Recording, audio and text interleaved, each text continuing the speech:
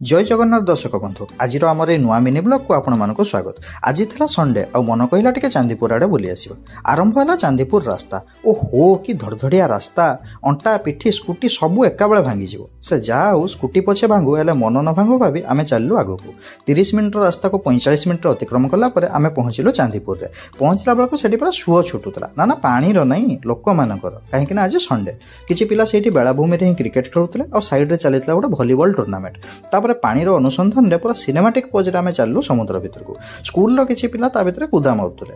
Selfie उठेया pose रे आमे सेमानकर किछि वीडियो करनेलु। तापर पुणी एस्थेटिक पोज रे माडी चललु समुद्र भितर को। किछि पाद चलला पर आमे डिसाइड करलु जे ना कैमरा एंगल टा को टिके चेंज कर दबा काहे ना जदी कि मोबाइल टा उठे नै जे सब एस्थेटिक एका बेले बाहरी जिवो। या पर आमे देखिले जे पानी आसिया पई टिके लेट अछि त डिसाइड करलु जे दुकान आडे टिके माडी जिबा। जिनिस ठीक किनिबा ऊपर ही थिलु कि साइड रो कोन गोटे छण छण शब्द होला। अरे हेई तो एठी माउसी छाणुचंती आळू पकुड़ी। कथारे अछि ना पहले पेट पूजा फिर काम दूजा। तेणु जिनिस किणा हला बंद आ पकुड़ी धरी आमे चललो पत्थर ऊपर बसी खाइया पई। केना पत्थर ऊपर बसी पकुड़ी खाइबार चार्म ही गोटे अलगा। हेले किए जानिथिला आम चार्म को जाम बनै खाइया पई गोटे पकुड़ी लोभी छेली रो लोलुप दृष्टि पड़ी सेतला म पकुड़ी ऊपर। लोभ संभाळी न परि से छेली पत्र सह पकुड़ी सबु को एका बेले खाइ दैतिला। छाडंतु कोन करिबा। हो आज मिनी ब्लॉग को एठी रखुछु। पुणी देखा हबो आउ एक मिनी ब्लॉग से पर्यंत समस्त को धन्यवाद। जय जगन्नाथ।